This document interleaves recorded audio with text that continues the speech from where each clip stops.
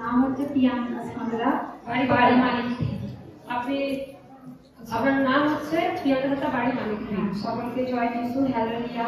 আপনার কি কি সমস্যা আমার সমস্যা হচ্ছে কি খালি পটি হচ্ছে, মানে দিনে 10 থেকে 15 বার কি আমাকে পটি যেতে হতো। এতটাই কষ্ট ছিল জীবনে যে মানে কি শাড়িটা ছাড়ার আমার ক্ষমতা ছিল না।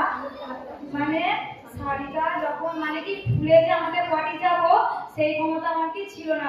এর জন্য আপনি কি কি করেছিলেন? এর জন্য তো অনেক ডাক্তারখানায় গেছি, রোজা গেছিলেন, মানে ডাক্তার হোমিওপ্যাথি দেখেছি, তারপরে কি মানে অনেক অনেক 3-4 জায়গায় ডাক্তার দেখিয়ে তারপরে লাস্টে মানে উলুবেড়িয়া জীবনদ্বীপে পেটের ছবি করেছি। মানে আমটা তো অনেক মানে 3 মাসেও দেখানো হয়ে গেছে। এটা কতদিনের সমস্যা ছিল? এটা 10 বছরের সমস্যা। হালেলুয়া! সকলে শুনতে পাচ্ছেন? 10 বছরের 10 বছরের সমস্যা। সারাদিনে কবার পটি যেত?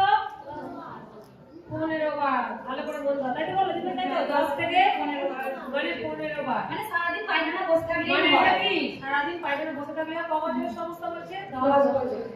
আমরা যদি একবার দুবার পটি যাই আমাদের বিরক্ত লাগে, কিন্তু উনি কি 10 থেকে 12 বার মানে 15 বার থেকে পটি করতেন।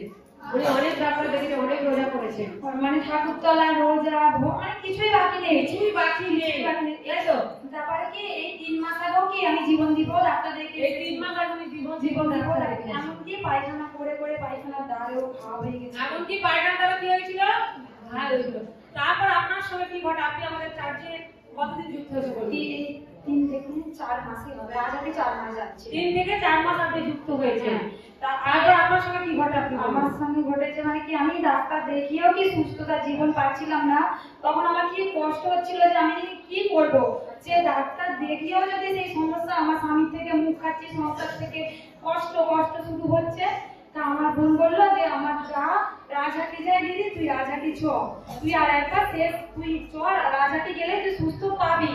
তা আমি আমার বোনের জায়ের কথা শুনে রাজহাটি উপস্থিত হই।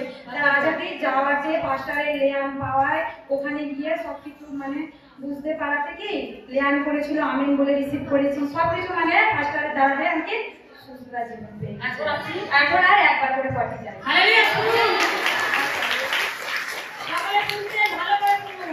পেট কন্ট্রোল করতে সব সময় মনে হচ্ছে পেট কন্ট্রোল করছে, কিছু জিনিস কি খেতে পারে। উনি 10টা বছর ধরে চারিদিকে ঘুরলেন, তাও কি সুস্থ হয়নি। একটা রুটি কি মাংস কোনো রিচ জাতীয় জিনিস খেতে। তারপর কি করলেন? যে একবার যদি রাজহাটি যাস, জীবন্ত ঈশ্বরের আত্মা যদি তোমাকে কি করে টাচ করে, তুই ওই রোগ থেকে কি পেয়ে যাবি? মুক্তি পেয়ে যাবি। যখন উনি চার্চে গেলেন, তার সাথে ওয়ার্ড বেরোয় বা এখন ওনাকে কি করে লেয়ান করা হয়, সেই মধ্যে ঈশ্বরের শক্তি ওনার মধ্যে কি করে স্পর্শ করে। উনি আজকে সেই 10 বছরে যে 15 বার করে পায়খানা যেতেন, পেটের যন্ত্রণা হতো, রুটি খেতে পারতো না, মাংস খেতে পারতো না, সেই সমস্ত কষ্ট থেকে যন্ত্রণার কাজ কিন্তু সম্পূর্ণ কি সুস্থ হয়ে যাবে। জোরসে আছে তাই কে পারে না? একমাত্র জীবন্ত ঈশ্বর ছাড়া কেউ পারে না। পারে? ঈশ্বরের শক্তি হলো কষ্ট করে উনি আজকে সম্পূর্ণ কি। কেন আমরা জীবন্ত সাথীকে দেখতে পাচ্ছি না? পাচ্ছি নি? কেউ যদি তোমাকে কিছু বলে যে তোমার চাকরি যাওয়া বন্ধ, ভয় পাবে তোমরা? কিন্তু আমার কষ্ট এই দিদি ভাই 10 বছর ধরে ভুগছিল যন্ত্রণায়, পরিবার নিয়ে ভুগছিল, পাশ থেকে কেউ এসে বলেছিল? কিন্তু এখন এই কষ্ট যন্ত্রণা কে পাশে আছে? এখন ঈশ্বর বলছে আমি রাতেও সমস্যা কাজে দিন আমাকে যে বিলিভ করে বিশ্বাস করে তাকে আমি নতুন করে পুনরায় কি করে দিই জীবন। তাই ঈশ্বরের জন্য একবার জোরসে প্রশংসা গৌরব